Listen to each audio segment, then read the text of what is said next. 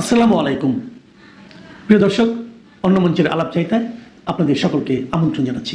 আমাদেরকে এই বিষয়ে কনভিন্স করার জন্য আইসিসি কোনো চেষ্টা করে নাই। আইসিসি আসল যে ইনসিডেন্ট সেটাকে বাদ দিয়ে তার স্ট্যান্ডার্ড যে সিকিউরিটি প্রসিডিউর সেগুলো নিয়ে আলোচনা করেছে। যেখান থেকে গ্রিভান্সটা, সেই ঘটনা নিয়ে আইসিসি কোনো স্ট্যান্ড নেয় নাই ঠিক মতো। এমনকি ভারত সরকারের পক্ষ থেকে যে আমাদের কনভিন্স করানোর চেষ্টা করা যে যেই ঘটনাটা ঘটেছে মুস্তাফিজের ক্ষেত্রে এটা একটা আইসোলেটেড ঘটনা, বা আমরা এটার জন্য সরি, আমরা এই ব্যবস্থা নিচ্ছি, তোমাদের দর্শক, তোমাদের সাংবাদিক, তোমাদের খেলোয়াড়দের জন্য কোনো রকম যোগাযোগের চেষ্টা করে নাই, কোনো রকম কনভিন্স করার চেষ্টা করে নাই। ফলে আমাদের ডিসিশন পরিবর্তন হওয়ার কোনো রকম স্কোপ নাই। আমরা এখনও আশা করব, আমরা মনে করি আমরা আইসিসি থেকে সুবিচার পাই নাই, আমরা এখনও আশা করব আইসিসি সুবিচার করবে। আমাদের যে বিশ্বকাপ খেলার যে অধিকার, যেটা শ্রীলঙ্কাতে আমাদের খেলার সুযোগ রয়েছে, এরকম বহু নজির পৃথিবীতে আছে যে অন্য একটা ভেন্যুতে সিকিউরিটি রিস্কের কারণে খেলা হচ্ছে। আমাদের এখানে জেনুইন সিকিউরিটি রিস্ক আছে, আমরা এখনও আশা ছাড়ি নাই। আমরা আশা করব আইসিসি আমাদের জেনুইন সিকিউরিটি রিস্কটা সুবিবেচনার সাথে নিয়ে আমাদেরকে শ্রীলঙ্কায় খেলার সুযোগ করে দেবে বিশ্বকাপ। আমরা সেই আশাবাদ নিয়ে এখনও অপেক্ষা করছি। ধন্যবাদ। আর বাকি যা বলার বুলবুল ভাই বলবে। আমার একটা মিটিং আছে, আমি আপনাদের থেকে কাইন্ডলি বিদায় নিচ্ছি।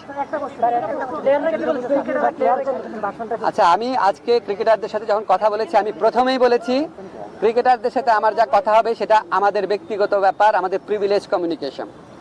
তাদের কারো কথা আমি সাংবাদিকদের বলবো না, তারা নিজেরা বলতে চাইলে বলবে। আমার কোনো কথা তাদেরকে কি বলেছি সেটাও বলবো না, শুধু এইটুকু বলবো, কারণ এটা একটা প্রিভিলেজ কমিউনিকেশন। আমি যদি বলি যে ক্রিকেটাররা কী বলেছে সব আপনাদের বলবো, তাহলে ওরা মন খুলে কথা বলতে পারবে না। আমাদের এই সাক্ষাতের উদ্দেশ্যটা ছিল আমরা সরকার কেন এই সিদ্ধান্তটা নিয়েছে সেটা তাদের ব্যাখ্যা করে বুঝিয়ে বলা, কনটেক্সটটা বলা।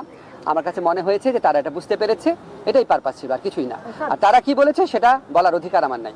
একটা বিশ্বকাপ না খেলতে পারলে ক্রিকেটারদের যেমন ক্ষতি হবে, বোর্ডের ক্ষতি হবে, পুরো বাংলাদেশের ক্ষতি হবে। আমরা দর্শক বলি, আমরা রেভিনিউর কথা বলি। বিশ্বকাপ খেললে বাংলাদেশে কি ক্ষতি হবে সেটাও আপনাদের বিবেচনা নেওয়া উচিত।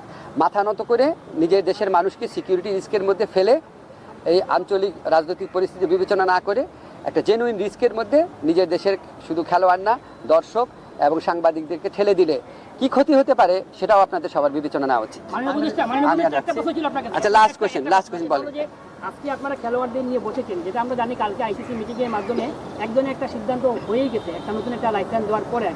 আজকে যে খেলোয়াড়দের সাথে বসলেন, আপনারা যে সিদ্ধান্তটা নিয়েছিলেন, মানে এর মাঝখানে কি আপনারা বসতে পারতেন না? কারণ খেলোয়াড়দের ভিতরে দেখা গেছে তারা এই যে সিকিউরিটি রিস্কের কথা বিবেচনা করে ভারতে বিশ্বকাপ না খেলা, এটা আমাদের সরকারের সিদ্ধান্ত। কোনো একটা দেশের মানুষ অন্য একটা দেশে গেলে সিকিউরিটি রিস্ক আছে কিনা সেটা সরকার বিবেচনা করে দেখে, এটা অন্য কারো বিবেচনার স্কোপ নাই। ধন্যবাদ। কিন্তু আমি